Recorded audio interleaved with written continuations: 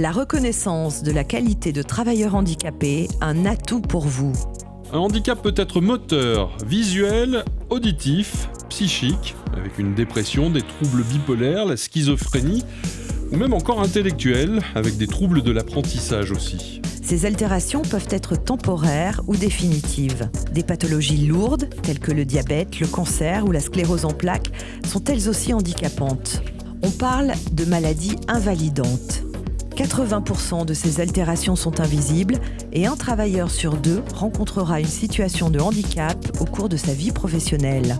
La reconnaissance de la qualité de travailleur handicapé RQTH vise quant à elle à favoriser l'insertion et le maintien dans l'emploi des personnes en situation de handicap en leur permettant de bénéficier d'aides spécifiques.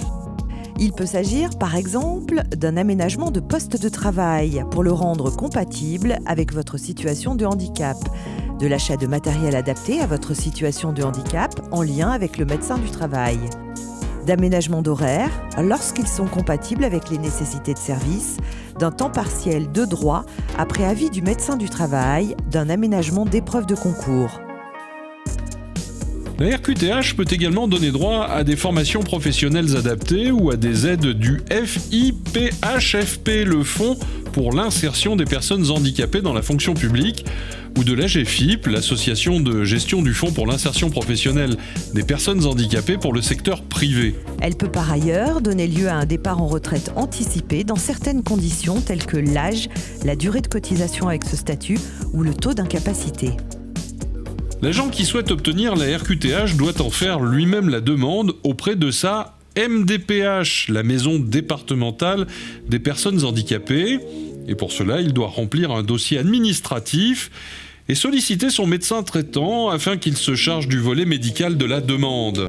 L'assistante sociale du personnel peut vous aider à remplir le volet administratif. Le dossier ainsi constitué devra être déposé à la MDPH qui l'étudiera en CDAPH, la Commission des droits et de l'autonomie des personnes handicapées. C'est cette commission qui décide d'accorder ou non la RQTH et ce de manière temporaire ou définitive. Seul l'agent reçoit la réponse et peut ou non en informer son employeur.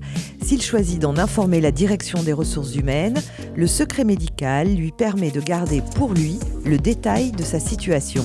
Faire connaître son handicap à son employeur, c'est lui permettre d'en tenir compte. Pour tout renseignement, les agents de la ville et du CCAS peuvent contacter l'assistante sociale du personnel, le médecin du travail, la conseillère maintien dans l'emploi ou la référente handicap. Tous ces acteurs autour des questions du handicap font partie du pôle conditions de vie au travail de la direction des ressources humaines. Pour les personnes du secteur privé, elles peuvent s'adresser au Cap Emploi de la Haute-Vienne. Obtenir la RQTH constitue un atout pour l'emploi. Si vous êtes concerné, n'hésitez pas à faire votre demande, vous avez tout à y gagner.